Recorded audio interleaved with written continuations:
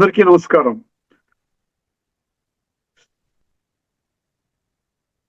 చిత్రకవి, శతావధాని, కవిసింహ శ్రీ పోకూరి కాశీపతి గారి సారంగధైర్యం కావ్యపఠనం గావిస్తున్నది శ్రీ నూతలపాటి వెంకటరత్న శర్మ గారు.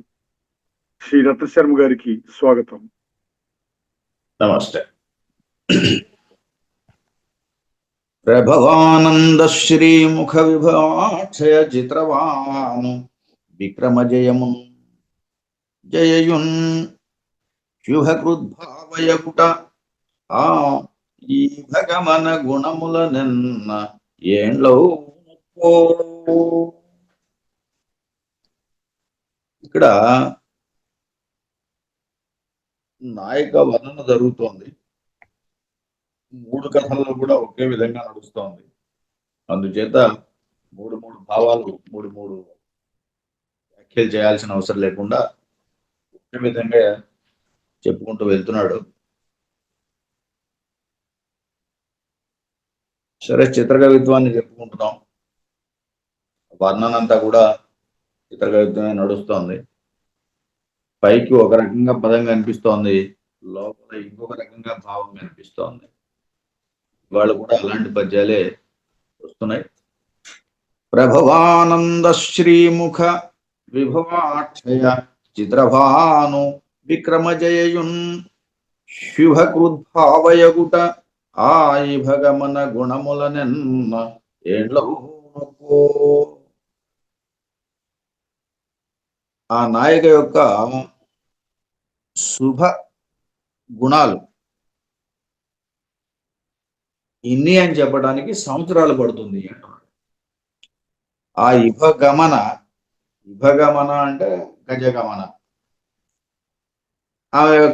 అలాంటి ఆ నాయక యొక్క గుణములను చెప్పటానికి ఎన్నను ఏండ్లవు నొక్కు. ఏండ్లు అవుతుందట, కొన్ని ఏండ్లు పట్టచ్చట, అన్ని గుణాలు ఉన్నాయి అని చెప్తున్నాడు. ఏమిటవి పైన అంటే ప్రభవ ఆనంద శ్రీ ముఖ విభవ అక్షయ చిత్ర భాను విక్రమ జయయున్ శుభకృత్ భావ. ఇదిగో ఇన్ని భావాలు ఉన్నాయని. ఇవన్నీ సంవత్సరాల పేర్లు కూడా. ప్రభవ సంవత్సరం పేరే, ఆనంద శ్రీముఖ, అలాగే విభవ అక్షయ చిత్రభాను విక్రమ జయ శుభకృత్ భావ.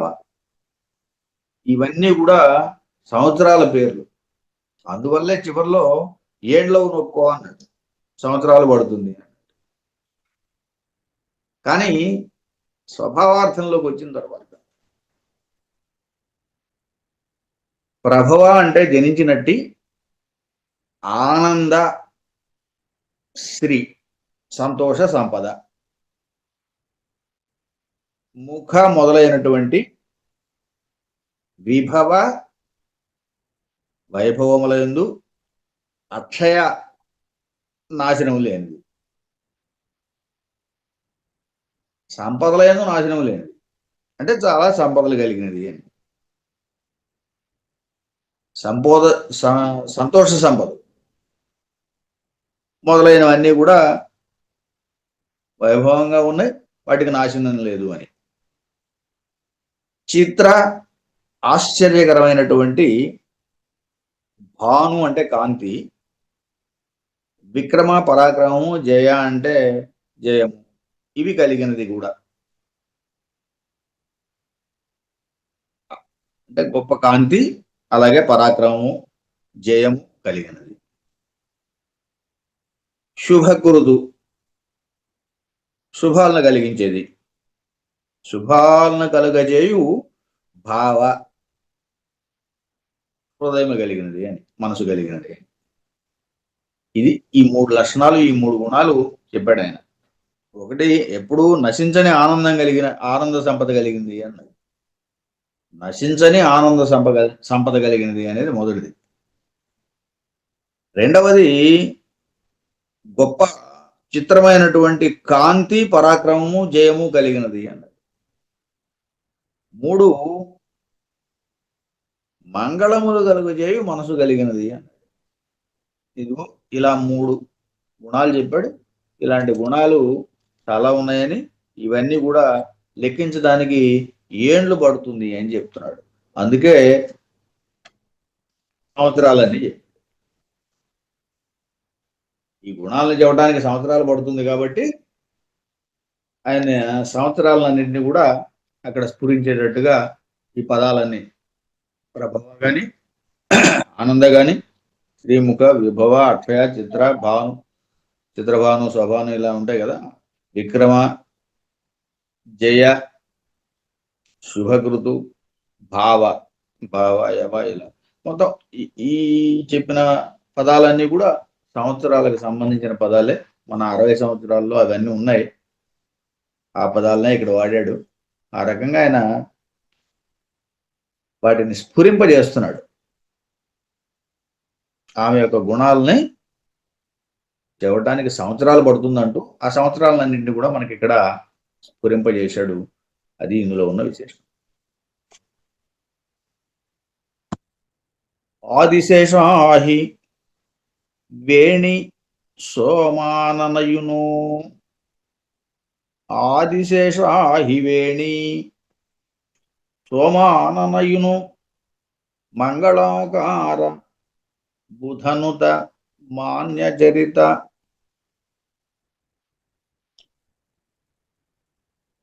మంజు గురుకుచ కావ్యజ్ఞ మందయానగాన సఖి శుభవారయుక్తమగునేమో. సఖి శుభవారయుక్తము అన్నాడు. శుభవారయుక్త యగునేమో. శుభవారయుక్త ఏమేమిట ఇవి? ఇక్కడ ఆదివారం నుంచి మొదలుపెట్టాడు. ఆదిశేషాహి వేణి. ఆదిశేషుడు అనేటువంటి పాము అలాంటి వేణి అన్నాడు. ఆదిశేషుని వంటి జడగలిగినది. ఆదిశేషుని వంటి జడగలిగినది. సాధారణంగా కవి సమయం ఏమిటంటే జడల్ని పాములతో వర్ణిస్తారు. అలా పొడుగ్గా ఉంటాయని, నల్లగా ఉంటాయని. సోమాననయును. సోమ ఆనన చంద్రుని వంటి ముఖం కలిగింది. సోమ అంటే చంద్రుడు. ఇందాక ఆది వచ్చింది, ఇక్కడ సోమ వచ్చింది. సోమాననయును మంగళాకార.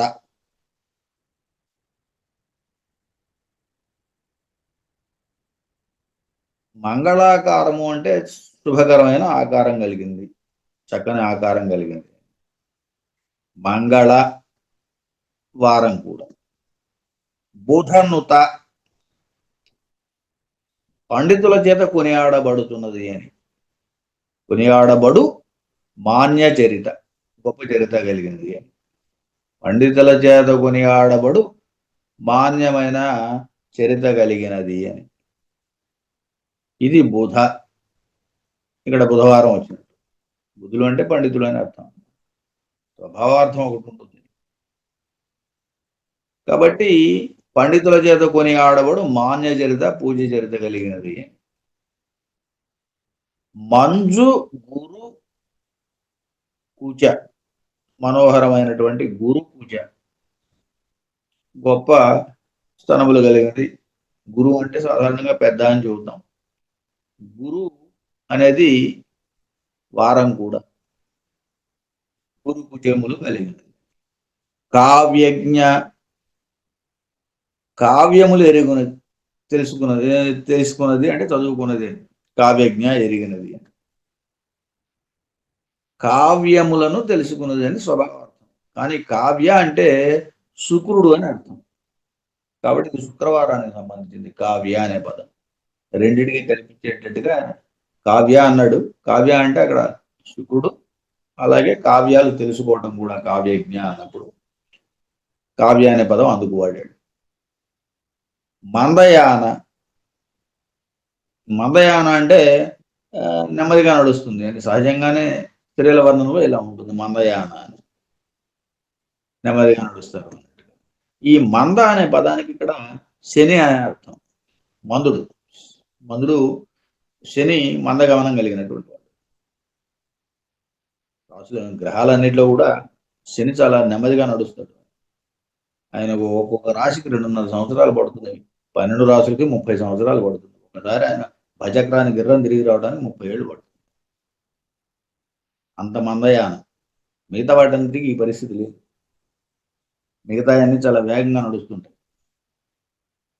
బాగా ఆలస్యంగా నడిచే వాటిల్లో గురువు ఉన్నాడు 1 సంవత్సరం, లేకపోతే మిగతా అన్ని నెలల్లోనే ఉంటాయి. సరే, మందయాన, మంద అంటే శని అని, కాన అంటే ఇప్పుడు ఆదివారం నుంచి శనివారం దాకా వారాలన్నీ కూడా వచ్చినాయి.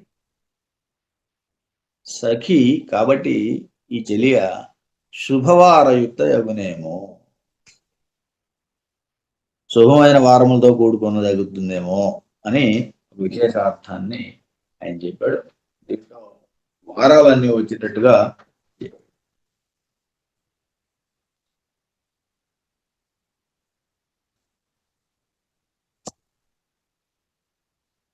ఆదిశేషాహివేణి సోమాననయు, సోముడు అంటే చంద్రుడు, ఆననము అంటే సోమాననయు మంగళాకార బుధనుతమాన్య జరిత మంజు గురుకుచ కావ్యజ్ఞ మందయానగాన సఖి శుభవారయుక్తమగునేమో, అగునేమో అనేది ఇలా వారాలని ధ్వనింపజేశాడు. తరువాత ఆకారస్వాతి లసశ్రీకార శ్రవణ శేముషీ జ్యేష్ఠ సతీ, ఆకారస్వాతి లసత్ శ్రీకార శ్రవణ శేముషీ జ్యేష్ఠ సతీ లోకోత్తర మృదుహస్తయునౌ గామిని సదమలాంగి అన సార్థమెగా. ఇక్కడ ఆకార స్వాతి, ఆకార స్వాతి లసత్ శ్రీకార శ్రవణ సేముషీ జ్యేష్ఠ సతీ లోకోత్తర మృదుహస్తయు ఔ కామిని సదమలాంగి అనసార్థమెగా.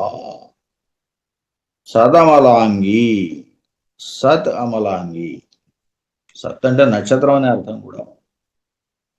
సరే, ఆకార స్వాతి రూపంలో స్వాతి నక్షత్రం అనేది ఇది ఒక కాకు అర్థం.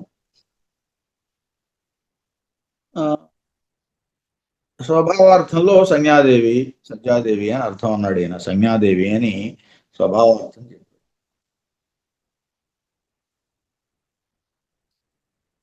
లసత్ శ్రీకార శ్రవణ సేముషీ జ్యేష్ఠ,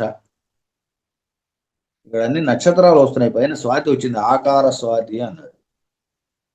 ఇప్పుడు శ్రవణం చెప్తున్నాడు, లసత్ శ్రీకార శ్రవణ సేముషి అన్నాడు. శ్రీకారం చెవికి, ఒక చెవిని శ్రీకారంతో పోలుస్తారు. ఇది శ్రీకార శ్రవణ సేముషి. శ్రవణమేమో నక్షత్రం, శ్రవణం అంటే వినటం అని అర్థం. వినటానికి ఇప్పుడు ఒప్పుతున్నటువంటి శ్రీకార శ్రవణ సేముషి, శ్రవణ అంతవరకే, అక్కడ కాకుండా శ్రేముషి జ్యేష్ఠ అనేది మళ్ళీ ఇంకో దాంట్లోకి వెళ్తాం. విడగొట్టుకోవటం వల్ల వచ్చిన అర్థం ఇది. లసత్ ఒప్పుతున్నటువంటి, మనోహరమైనటువంటి, లేకపోతే శ్రీ అంటే సంపదలు, శ్రీకారము అంటే సంపదలు కలగజేయటం, అది విభజన. ఒక అర్థంలోనేమో ఇలా చెప్తున్నాం, శ్రీకార సంపదలను కలగజేస్తుంది అని. అటువంటి శ్రవణ నక్షత్రం అని కాకు అర్థం. శ్రవణ నక్షత్రం సంపదలను కలగజేస్తుంది అని. లసత్ శ్రీకార శ్రవణ. అది నాయక పరంగా ఏమవుతుంది అంటే లసత్ ఒప్పుతున్నటువంటి శ్రీకార శ్రీ అనే వర్ణం వంటి శ్రవణ చెవులు కలిగినది అని అర్థం.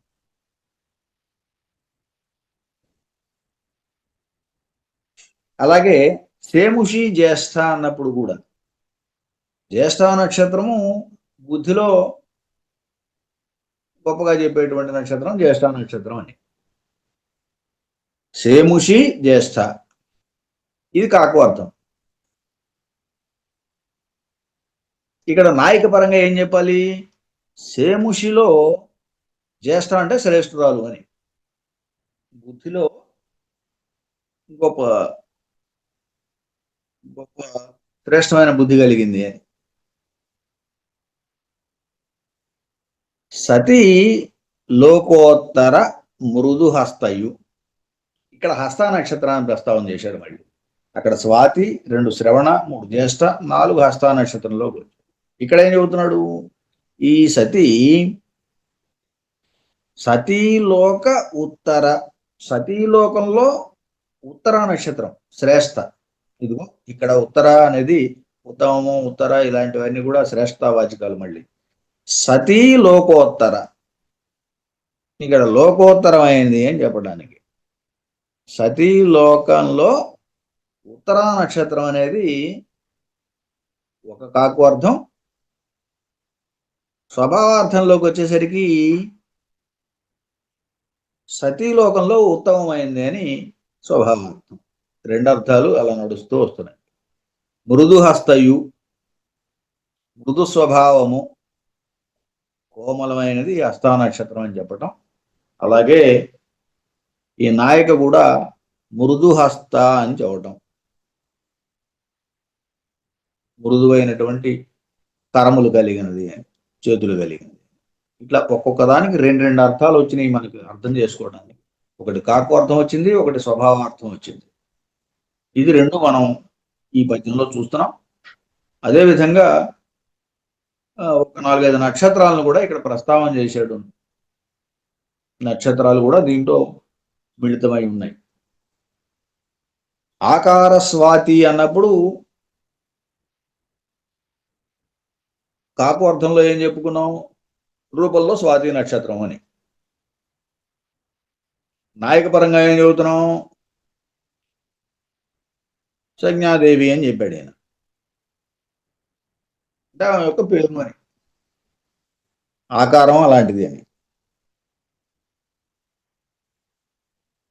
అలాగే లసత్ శ్రీకార శ్రవణ అన్నాడు. ఈ శ్రవణ నక్షత్రం సంపదలను కలగజేస్తుందట. శ్రీకార అని, శ్రీకార శ్రవణ. అదే నాయక పరంగా ఏం చెబుతున్నాం? చెవులు శ్రీకారం లాగా ఉన్నాయి అని, అందంగా ఉన్నాయి అని చెప్పడానికి. శ్రీకారంతో పోలుస్తూ ఉంటారు చెవులని. సేముషి జ్యేష్ఠ అన్నాడు. బుద్ధికి జ్యేష్ఠ నక్షత్రాన్ని. ఇది కాదు. నాయక పరంగా సేముషి జ్యేష్ఠ నాయక, బుద్ధిలో చాలా గొప్పది అని.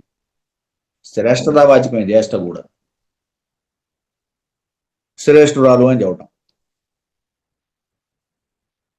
సతీ లోకోత్తర,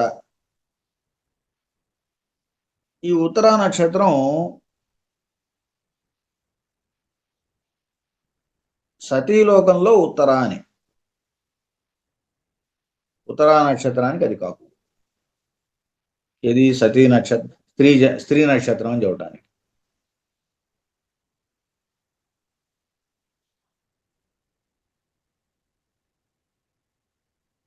స్త్రీ జనములందు ఉత్తరా నక్షత్రము అని చెప్పి. అదే స్వభావార్థంలో ఉత్తమరాలు అని అర్థం. ఉత్తర అనేది ఇక్కడ మళ్ళీ తరతమ ఇదిలాగానే ఉత్తమమైంది, ఉత్తర. లోకోత్తరము అంటే లోకంలో గొప్పది అని కదా. అలా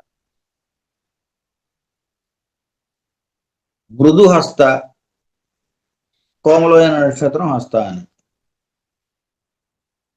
హస్తము అంటే చేయి, ఆమె యొక్క చేతులు కూడా మృదువైనవి అని, కోమలమైనవి.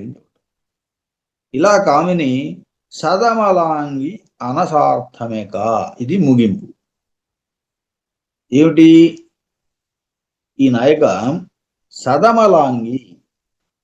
సదమలాంగి, సదమలాంగి అంటే సదా అమలాంగి, చక్కని అంగములు కలిగింది అని అర్థం. పైన వరుసను అన్ని చెప్పాడు కాబట్టి, ఆకారం చెప్పాడు, చెవులు చెప్పాడు, లోకోత్తరమైంది అన్నాడు, మళ్ళీ అలాగే చేతులు చెప్పాడు. ఇలా చెప్పి ఈమె చక్కని అంగములు కలిగింది అని చెప్పాడు. ఏది స్వభావార్థంలో ముగింపు. నక్షత్రాల పరంగా చూసుకున్నప్పుడు ఏం చేశాడు ఆయన? సత్ అమలాంగి.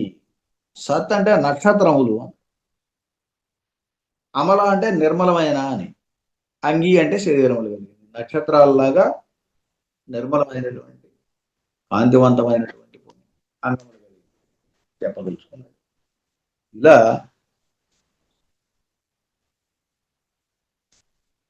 అది పైగా సమర్థిస్తున్నాడు అని సార్థమేక అన్నాడు దేవుడు. అది సార్థకమే కదా అని. ఇలా తను చెప్పిన దాన్ని మళ్ళీ సమర్థిస్తున్నాడు అనమాట. ఈ రకంగా నాయకును వర్ణించాడు.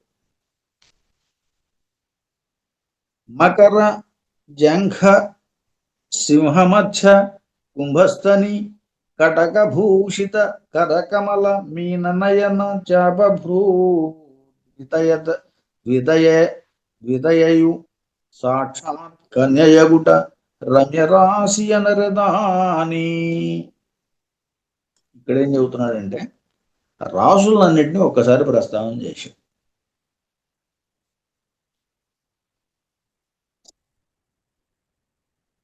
రాసులన్నింటినీ కూడా ఇక్కడ చెప్పడం చేశాడు. రాశి ఏమి రాశిది? మకర జంఘ. మొసలి వంటి పిక్కలు కలిగింది. మొసలి గట్టిగా పట్టుకుంటుంది కాబట్టి బలంతో, దాంతో పోలుస్తూ ఉంటారు ఈ పిక్కల్ని కూడా. మకర జంఘ సింహ మధ్య, మధ్య అంటే నడుము, సింహ మధ్యంతో పోలుస్తుంటారు, సింహం యొక్క నడుముతో పోలుస్తూ ఉంటారు. సింహ మధ్య కుంభస్థని. కుంభస్థని అంటే కుచుములు, కుంభాల కడవలు, కడవల వంటి కుచుములు. కుంభస్థని కటకభూషిత. కటకాలంటే కంకణాలు, చేతులకు వేసుకుంటారు. కటకభూషణం, భూషిత. కరకమల, చేతులు పద్మాలతో పోలుస్తూ ఉంటారు, కరకమల. మీననయన, నయనాలని మీనాలతోటి పోలుస్తారు, చేపలతో. నయన చాప, చాప భ్రూ. చాపము అంటే ధనస్సు, ధనస్సు వంటి కనుబొమ్మలు అని. భ్రూ అంటే ఈ కనుబొమ్మలు అని.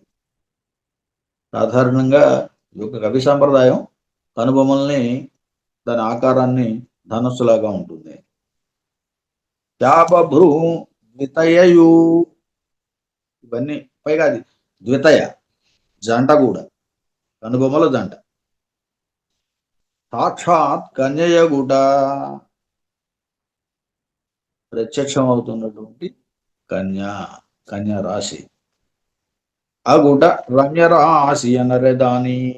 ఇలా ఉండటం వల్ల ఆమెని రమ్య రాశి, ఒప్పుల కుప్ప అని అనవచ్చు. ఇందులో అన్ని చెబుతూ, అంగాంగవర్ణం చేస్తూ, మకరము, సింహము, కుంభం, కటకం, కటకం అంటే కర్కాటకం, మీనం, ఇలా అనేక, కన్య, ఇన్ని రాసులను ఆయన ఇక్కడ ప్రస్తావన చేస్తారు. రాసులన్నింటినీ కూడా ఇక్కడ ప్రస్తావన చేస్తూ రమ్యరాశి అని చెప్పాడు చివరికి. అనేక అందాలతోటి రాశిగా పోసింది అని. అలా బొమలకు ఏకాదశి సమానముగను రామి, నవమి ఇరువైపులన్ వచ్చినన్ శృతులకు ప్రతినగాదాయే, ఒకడు నౌ పాడ్యమీక నతివనుదుటికి తల క్రిందులైన సరియే. ఇక్కడ ఏం చేశాడంటే కనుబొమ్మలను వర్ణించాడు మొదట. బొమ్మలకు ఏకాదశి సమానముగా రామి. ఏకాదశి అంటే తెలుగు అంకెల్లో ఇట్లా ఎలా ఉంటుందని చెప్పాలి, ఇట్లా పైనుంచి తెలుగు అంకెలు తెలిసి ఉంటే ఒకటి ఇలా ఉంటుంది. అది యూని తలకిందులు చేస్తే ఎలా ఉంటుందో అలా ఉంటుంది. ఇంగ్లీష్ లో యు అనే అక్షరాన్ని తలకిందులు చేస్తే ఎలా ఉంటుందో ఒకటి అలా ఉంటుంది. బొమ్మలకు ఏకాదశి అంటే 2 ఒకట్లు. ఇలా కనుబొమ్మలకు పెట్టాట మొదట. అది సరిగ్గా రాలేదు. సమానముగను రామి రాకపోవడం వల్ల నవమి ఇరువైపులను వచ్చినన్, ఇరువైపులా 2 వైపులా నవమి లాగా వచ్చింది. నవమి అంటే 9. తెలుగులో 9 అంకె ఇలా ఉంటుంది. ఇట్లా అకార ప్లస్ లెస్ లాగా ఉంటాయి. అలాంటి 9 అంకె ఉంటుంది తెలుగులో. అదిగో అలా ఇరువైపులా వచ్చినాయట. నవమి ఇరువైపులను వచ్చిన శృతులకు, అవి చెవులకు ప్రతిన కాలేదట. అంటే ఒకటేమో కనుబొమ్మలకి, ఈ 9 అంకేమో చెవులకి, అవి సరిపోలేదట. ఒకడు నవ్వు పాడ్యమీగా అతివ నుదుటికి తలగ్రిందులైన సరియే. ఒకటి నుదుటికి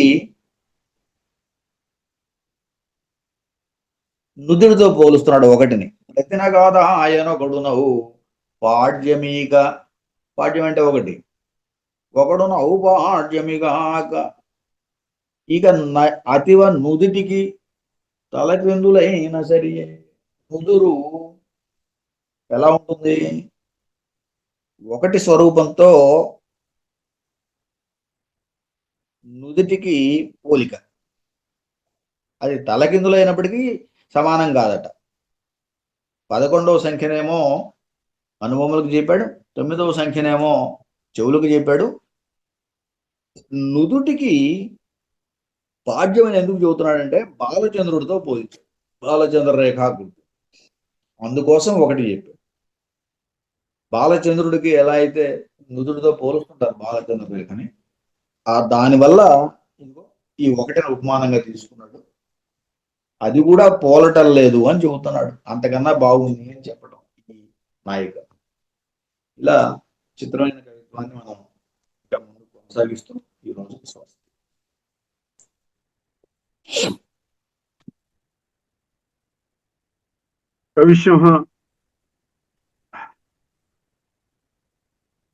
కవిసింహ శ్రీ పోకూరి కాశీపతి గారి సారంగధరీయం కావ్య పఠనం గావించిన శ్రీ నూతలపాటి వెంకటరత్న శర్మ గారికి ధన్యవాదాలు.